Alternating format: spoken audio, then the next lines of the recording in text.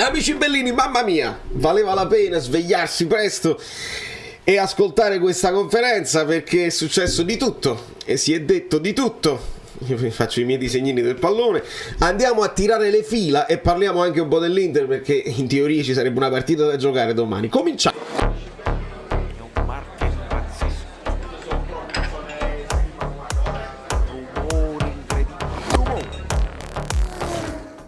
Allora, Vincenzo Cervone, benvenuto sul canale, come tutti i nuovi iscritti che accorrono in tanti, gli iscritti che sono curiosi di sapere qual è il futuro del Napoli, del mister, insomma dei giocatori e dell'area tecnica, e lasciate un like beneaugurante, che sia beneaugurante scusate, beneaugurante a prescindere da quelle che saranno le situazioni, perché prima ci hanno fatto sapere no, quello Spalletti resta sicuro, la clausola eccetera eccetera, poi ci hanno fatto sapere ha rifiutato così, poi adesso Spalletti ci fa sapere che smentisce tutto quello che è stato scritto, quindi dobbiamo andare a leggere tra le righe.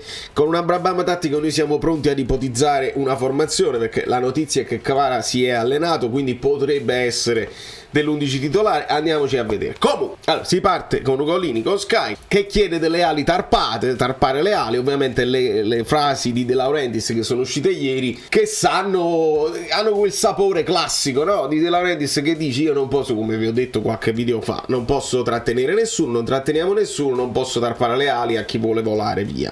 E poi ci aggiunge anche praticamente Spalletti ha detto, ADL ha detto quella è la porta, interviene Baldari, dice non ha detto così, e De Laurentiis ovviamente ci sono due modi di dire molto diversi, e quindi Ugolini Ugolini che mette un pepe che non c'è, che non ci sta bene su questa frase, e quindi si deve fare la rettifica. Spalletti risponde che sulle ali tarpate bisogna chiedere a lui, che non è inerente alla cena, nel senso, e poi lo spiegherà ancora più bene, meglio, che praticamente non è che Spalletti alla cena ha detto io sono l'offerta del Paris Saint-Germain, mi devi lasciare andare, assolutamente no. E quindi poi ci aggiunge questa frase sibillina, voi mi potete dire nei commenti come la vivete, come la leggete, non ci vogliono le ali per quello che devo fare io, ci vogliono gli stivali. Ovviamente ci sarà poi un approfondimento in un'altra domanda dopo. Ditemi la vostra interpretazione, perché questa io non riesco proprio a capirla. Andiamo avanti. Per quanto riguarda il contratto, perché poi si va nello specifico, diventa quasi una one to one, bisogna sempre chiedere al presidente. Io ho chiarito tutto quello che dovevo chiarire alla cena, e quindi non sappiamo cosa vuol dire tutto questo. È più difficile vincere o ripetersi, e qua Spalletti, che io sento veramente inviperito, nel senso che risponde bello tosto e si toglie altri sassolini nei confronti di una stampa che adesso cavalca giustamente la vittoria, però Spalletti è come se ritornasse poi sempre agli anni precedenti, all'anno scorso o all'inizio di quest'anno, e dice è più difficile partire quando in griglia ti mettono ottavi, come hai fatto tu ci hai messo ottavi, e dice una frase che mi fa pensare che lui non sarà l'allenatore dell'anno prossimo, perché lui dice è più facile ora, quindi è più difficile partire quando in griglia ti hanno messo dietro, è più facile adesso che si sono fatte le cose bene e che quindi abbiamo una buona squadra e partiamo da vincitori. Quando si dice così mi sa quasi di dare una pressione al prossimo. Sono tutte intuizioni e io non capisco niente, però si può dare, perché se tu sei l'allenatore dell'anno prossimo tu rispondi per non darti pressioni, dici è difficile ripetersi, invece sta dicendo in questo momento è più facile partire da vincitori.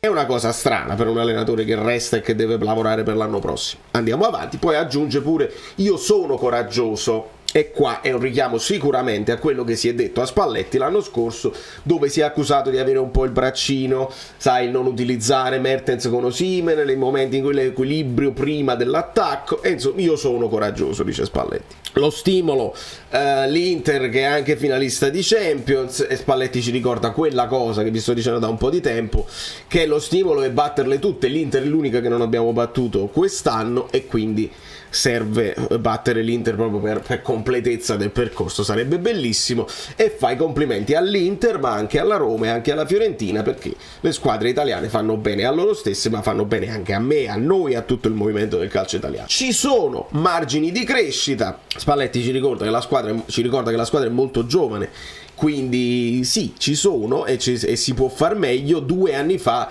io avevo pochi punti fermi, nel senso che tutti quelli che erano in rosa, bene e non bene, si analizzavano punti di forza e punti di debolezza di ogni singolo giocatore. Adesso ci sono più punti fermi, è chiaro. Osimhen 2 anni fa uno diceva sì, ha delle potenzialità, però non segna contro le grandi o si infortuna spesso. Adesso Osimhen è un punto di forza, un punto fermo, nessuno ne farebbe a meno. Idem si può dire per Kim rispetto a Koulibaly, che ogni tanto molto bene, però ogni tanto pure lui veniva a me. E poi ripete ancora una volta, i punti fermi, immagini di crescita ci sono, perché il presidente ha detto che ha l'ambizione della Champions, quindi vuol dire che se lui vuole vincere la Champions ci sono i margini di crescita per farlo. Io credo che questa è una frase chiave, perché secondo me Spalletti, e l'ho ripetuto più volte, ha detto: se De Laurentiis spara sempre altissimo, ha sempre ragione lui se poi si vince, e ho torto io se poi non vinco. Lui dice: voglio vincere la Champions, se non vinco la Champions è setting up to fail, nel senso che adesso De Laurentiis ti ha dato questa patata bollente per migliorare una vittoria di un campionato, cosa incredibile, devi solamente vincere la Champions. È ovviamente una situazione con una pressione che nessuno merita, specialmente se sei a Napoli. Se sei al Paris Saint-Germain, e torno al discorso, devi vincere la Champions. Se sei al Manchester City, che hanno vinto 5 Premier negli ultimi 2 anni, devi vincere la Champions. Il Napoli no, quindi questa cosa di voglio vincere la Champions, adesso dobbiamo vincere la Champions, è una cosa che a Spalletti secondo me non ha fatto piacere. Se dovesse scrivere una lettera ai napoletani, Spalletti ripete, dice che io ho dato tutto il mio tempo, ho dato tutto a questa squadra e ho anche ricevuto più di quello che ho dato. Poi si ritorna al discorso degli stivali. Che significa gli stivali? Andare in campagna, quindi ipotizzare un anno di fermo se non continua con il Napoli. E Spalletti qua è molto chiaro e dice, senza fare il giochino del dico non dico, io non ho rifiutato nessuna trattativa, non ho rifiutato nessun aumento, nessuna trattativa, non ho nessuna clausola da pagare, perché sono usciti, deve pagare 8 milioni per liberarsi. E qua dice una cosa importante, si dice: voi avete scritto quello che vi fa comodo scrivere, oppure vi è stato detto di scriverlo. Mamma mia com'è brutto, dice Spalletti, se è così che gli è stato detto di scriverlo. E qua ragazzi, questa è la cosa chiave, perché io faccio il 2+2 di De Laurentiis, che di solito con i giornali spara sempre a zero, attacca quello, attacca il Corriere, attacca la Coppa, ogni tanto il Corriere dice no, il Corriere è bravo. L'ultima intervista lo fa con Repubblica, De Laurentiis ha parole al miele per Repubblica e dice un giornale che apprezzo moltissimo, e Repubblica ci fa sapere che Spalletti ha rifiutato. Di conseguenza io credo che Spalletti stia ipotizzando che qualcuno gli ha detto a Repubblica di scrivere che lui ha rifiutato. Cosa significa rifiutare? Significa passare la palla a Spalletti. De Laurentiis ha fatto quello che doveva fare, gli ha proposto quello che gli doveva proporre, e Spalletti ha rifiutato per tutte le motivazioni che non ci dice.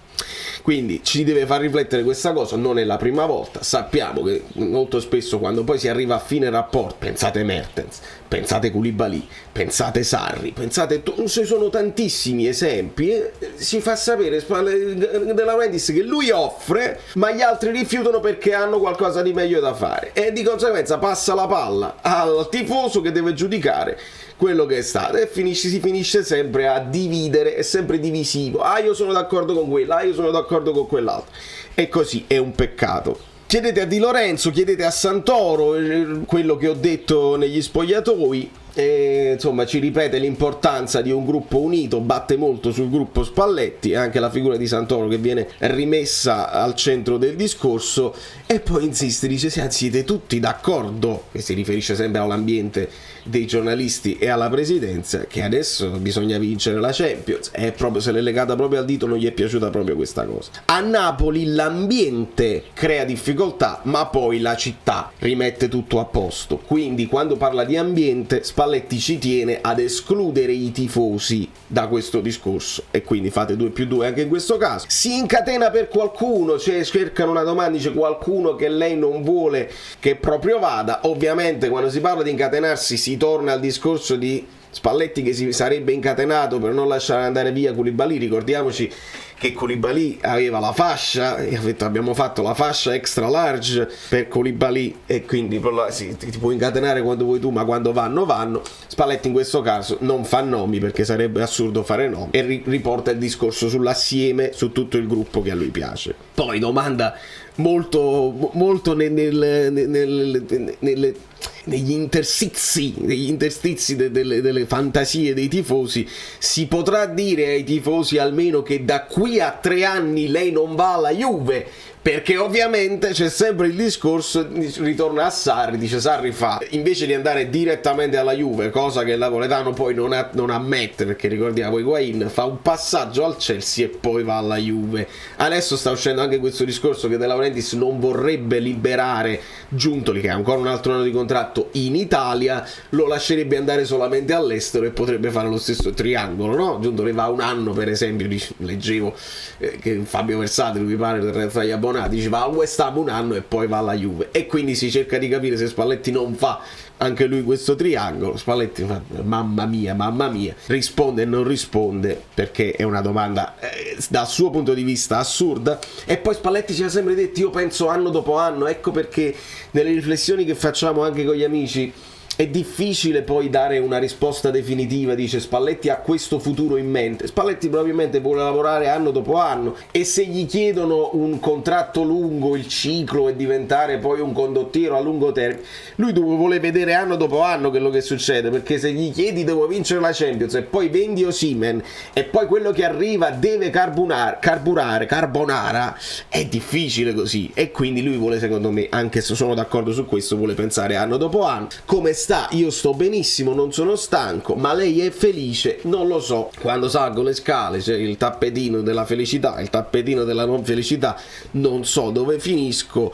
Ma se rendi infelici i tifosi, anche là è dura, perché lui dice la cosa più bella è rendere felici i tifosi e questo è il mio obiettivo. Se però li rendi infelici è una sensazione tra le più brutte al mondo, e quindi anche qua bisogna pensare sul fatto che Spalletti sa che adesso è un eroe che non verrà mai dimenticato. L'anno prossimo, se dovesse fallire, pensate, un Pioli che doveva essere Pioli son fare così, e adesso viene criticato perché la stagione non è andata bene. Mamma mia, si è detto di tutto, si è smentito di tutto, e il futuro non è chiaro, non è certo. Inutile dare delle sentenze adesso. Proviamo a fare una formazione per l'Inter che potrebbe essere quella, alla fine, la formazione base che abbiamo imparato a memoria, con Meret. Lo immaginiamo Meret tornare titolare. Se Meret non parte titolare vuol dire proprio che Spalletti non gli piaceva Meret, non voleva disturbare gli equilibri, rimette di nuovo Gollini, sarebbe proprio strano. Qua ci rimettiamo Rachmani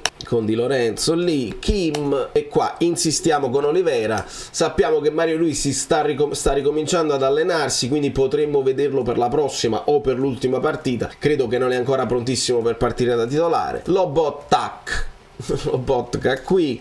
Ci mettiamo Anghissà da questa parte, che non riposa mai anche lui. Zielinski, Elmas, sempre l'idea Elmas, che possa dare un po' di spazio a Zielinski, perché Spalletti ci aveva detto che Zielinski ogni tanto deve riposare, però c'è stata settimana lunga. Qua ci rimettiamo Kvara, se la botta non è tremenda, altrimenti sempre Elmas. Qua la solita cosa, Politano, e ci mettiamo sempre Elmas. C'è sempre anche l'idea Raspadori che può finire qua, però sappiamo che con l'Inter non è che parti con un 4-2-3-1 immediatamente. Osimhen qui, anche qua ci mettiamo Elmas. Insomma, la formazione dovrebbe essere questa, con Elmas che può insidiare qualcuno che magari Spalletti ha visto meno in forma negli ultimi allenamenti, perché Elmas lo puoi mettere sia a destra sia a sinistra, lo puoi mettere a centrocampo. Insomma, queste sono le cose. Mamma mia, per domani ragazzi, voi se non vi siete iscritti all'Azzurro Fluido Instagram vi state perdendo il multiuniverso. Cioè io faccio vedere il fallo di mano in bunker di Fagioli e mi dicono tu sei un pagliaccio, pagliaccio perché hai vinto solo 3 scudetti. Io non posso rispondere a questi qua perché è come dire la terra è piatta e quando poi io scivolo e quindi è colpa tua che non mi hai guardato bene mentre stavo buttando l'immondizia. È la stessa cosa proprio. Quindi io non posso rispondere a questi qua perché si va in un cunicolo e non se ne esce più. Se volete divertirvi andate su Instagram e rispondete a questo, sempre voi lo fate con grande finezza e con grande classe. Loro si dimostrano per quello che sono e partono direttamente con l'insulto anche quando io non sto dicendo niente, sto dicendo tutto a posto, cioè si può fare. Ah, tu sei un pagliaccio. Siete proprio fantastici. Cioè, basta piangere, gli altri sono in Europa. Sei appena uscito dall'Europa, anche malamente, quindi dovresti fare silenzio, ma io non posso rispondere a tutti. Da New York, Valerio Fluido è tutto, state tuned perché domani è un macello tra le varie serate e le cose, non lo so, sarà roba di telefonino. Io spero che il Napoli possa fare una grande partita, l'Inter è in grande forma, è in fiducia. Osimhen contro Lautaro, sarà una bellissima sfida. Sembra una parrucca, ma non è vero, perché vedi cambia. Ah, ma no, che meraviglia, io me li fai. Sono Saverio Asoli. Dobbiamo arrivare a 20.000 iscritti, di cortesia, perché questo è l'anno. Avete lasciato i like. Niente più, dai, basta, sei cringe. Quante cose.